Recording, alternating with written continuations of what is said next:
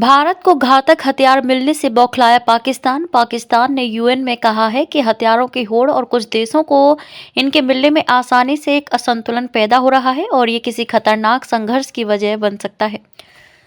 संयुक्त राष्ट्र में पाकिस्तान ने अप्रत्यक्ष तौर पर भारत को दुनिया से मिलने वाले हथियारों पर ऐतराज जताया है। संयुक्त राष्ट्र में पाकिस्तान को उपस्थायी प्रतिनिधि राजदूत मोहम्मद उस्मान इकबाल जादून ने शुक्रवार को संयुक्त राष्ट्र सुरक्षा परिषद में भारत का नाम लिए बिना कहा कि दक्षिण एशिया में एक स्टेट को पारंपरिक हथियारों की आसानी से आपूर्ति चिंता का सबब है। यह अस्थिरता को बढ़ावा दे रही है और तनावग्रस्त क्षेत्र में शक्ति संतुलन को खतरे में डाल रही है। जादून ने कहा कि दुनिया को संकीर्ण रणनीतिक, राजनीतिक और वाणिज्यिक हितों के लिए दक्षिण एशिया के प्रति दोहरे मानकों की नीति को बदलना चाहिए।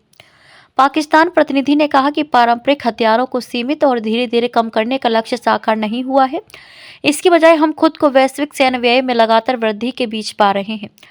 दक्षिण एशिया में कई अस्थिर विकास स्पष्ट हैं, जहां एक स्टेट का सैन्य खर्च अन्य सभी राज्यों की तुलना में काफी अधिक है।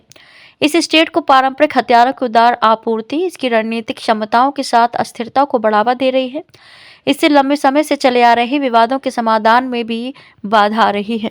जादून ने कहा कि दक्षिण एशिया में जो पारंपरिक असंतुलन बढ़ रहा है उसमें कई खतरे अंतर्निहित हैं। इससे परमाणु संपन्न देशों के बीच संघर्ष भी भड़क सकता है। उन्होंने कहा कि पाकिस्तान दक्षिण एशिया में एक रणनीतिक संयम शासन की स्थापना के लिए प्रतिबद्ध है, जिसमें पारंपरिक बल संतुलन शामिल है। पाकिस्तान ना तो इस क्षेत्र में हथियारों की होड़ चाहता है और ना ही इसमें शामिल है।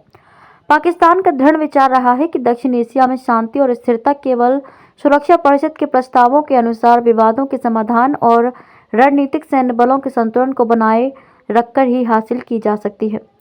पाकिस्तानी प्रतिनिधि ने अवैध हथियारों के प्रसार के संकट को खत्म करने में विकासशील देशों का समर्थन करने के लिए अंतर्राष्ट्रीय समुदाय से मजबूत प्रतिबद्धता का भी आह्वान किया।